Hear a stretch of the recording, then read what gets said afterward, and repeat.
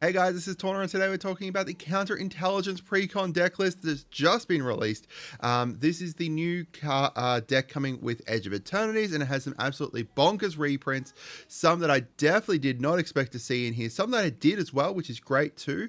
And this deck is built around charge counters primarily, with a little bit of +1/+1 counters to buff up your creatures, and that's all done through artifacts as well. So you've got a lot of really great artifacts and artifact stapley cards reprinted in here too.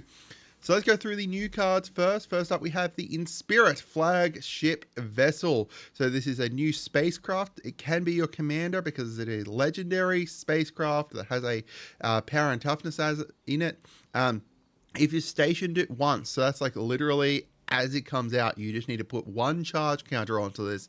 It is going to be at the beginning of your turn, put a beginning of combat on your turn, sorry, put your choice of a +1/+1 counter or 2 charge counters on up to one other target artifact.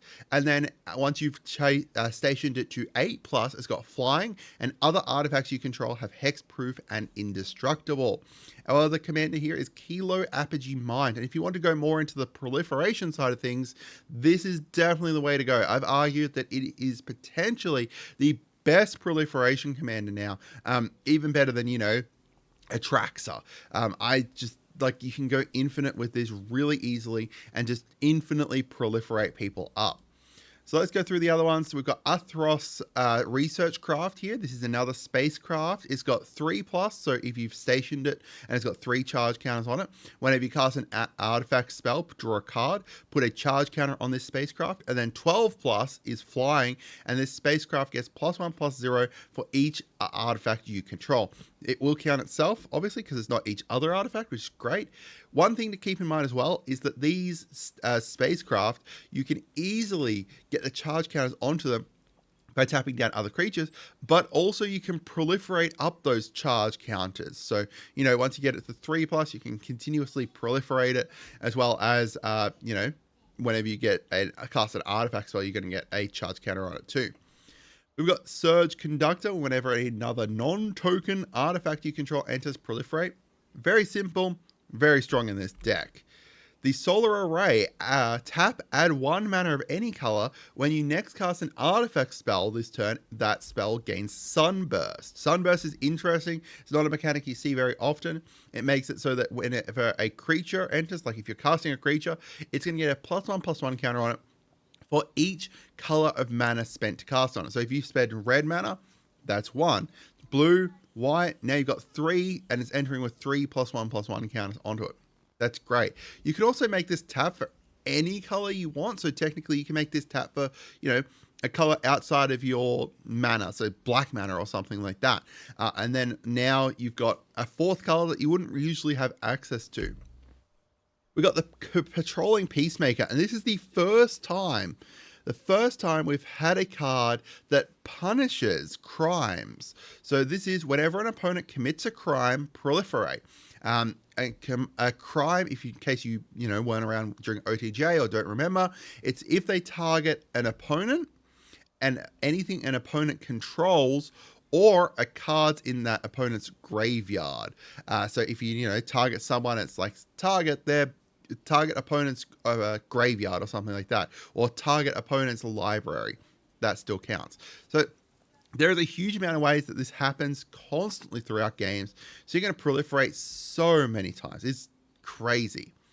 We got the Moxite Refinery. Pay 2, tap it, remove X counters from an artifact or creature you control, and then you get to put X charge counters or put X +1/+1 counters onto a target creature you control. So you just get to move your counters with this. There is a bunch of ways to kind of abuse this, removing, excess charge counters that you manage to get from proliferation or whatever. There's a huge amount of ways to make use of this. We got the Long Range Sensor here. Whenever you attack a player, put a charge counter on this artifact. Now keep in mind that if you attack 3 players, you're going to put 3 charge counters onto this. Then it's got pay 1, remove 2 charge counters, discover 4. Discover is basically like Cascade, except you're going to exile it without paying its mana cost or put it into your hand. It's really good, really great mechanic, and easily abusable with this card, because you can just proliferate these charge counters up as well, and boom, now you've got a million charge counters on it, and you can get to discover out everything that's 4 from your deck. We've got Insight Engine, pay 2, tap it, put a charge counter on this artifact, then draw a card for each charge counter on this artifact. They're kind of like a, what's it called? Oh, the one ring. Kind of like a one ring, except you need to pay 2, unfortunately, to activate it. But it's going to get out of hand very quickly in drawing cards. Especially because you can proliferate, again, these charge counters up. And then lastly here, we've got the Depth Shaker Titan.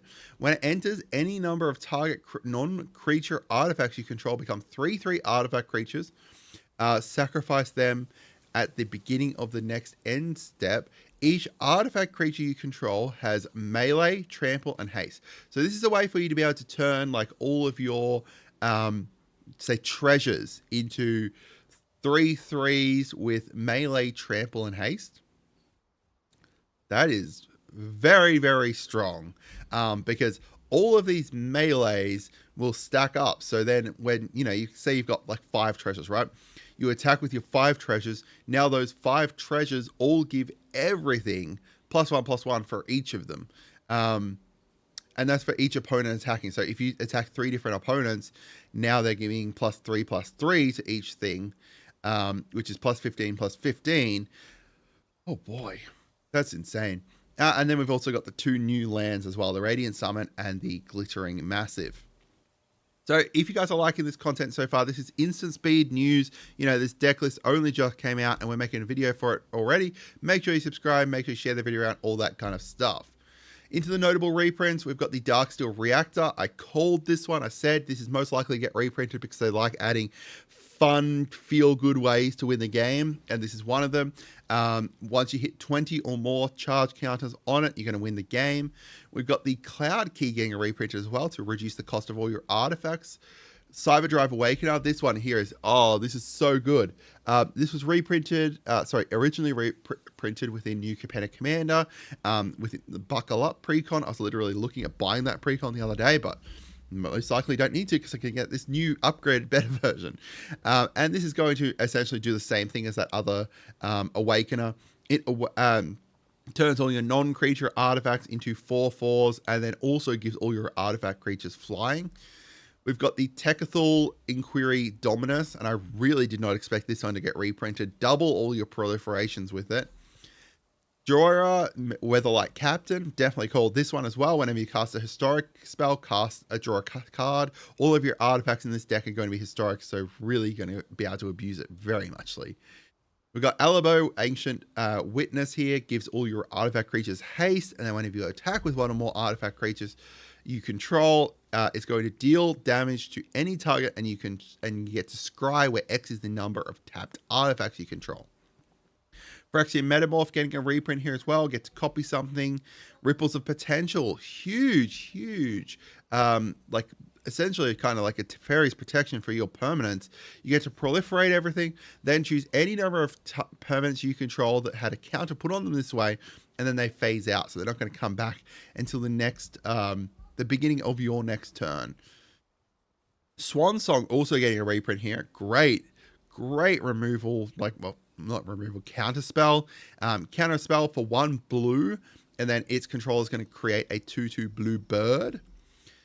Now into the quick and dirty upgrades. This is not an upgrade guide. This is basically, hey, if you want to upgrade this deck, this is what you can do. We've got Lizelle here. Lizelle's going to double all the counters that you're going to put onto creatures you control. So there's a bunch of different charge counters that go onto creatures and stuff.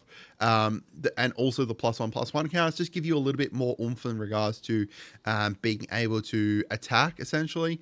We've got Freed from the Real and Paradise Mantle. I put this one in here because this goes infinite with Kilo, the secondary commander. If you are going after Kilo as your commander, definitely worth having these two in it, because then you can infinitely proliferate. And we saw how many cards had insane charge counter stuff in it. This is going to be great with it.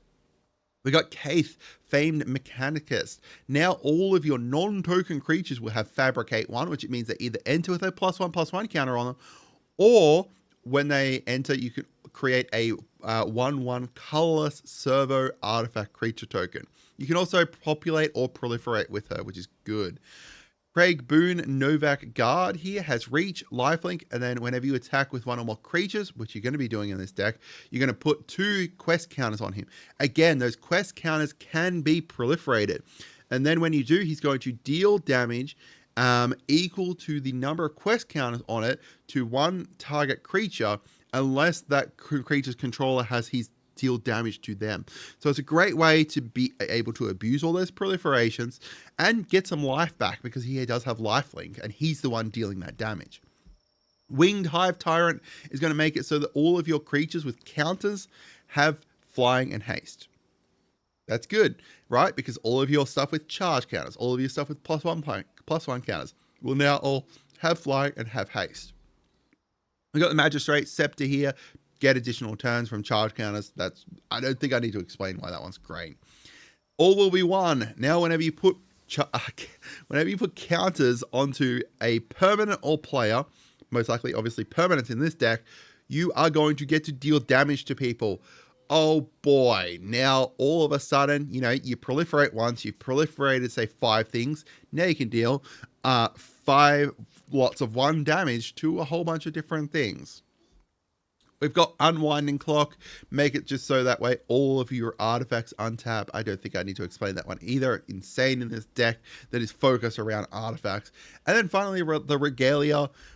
We want additional lands because we want to ramp. We want to have our vehicles going fast. We want to get as much land out as possible. The Regalia enables that.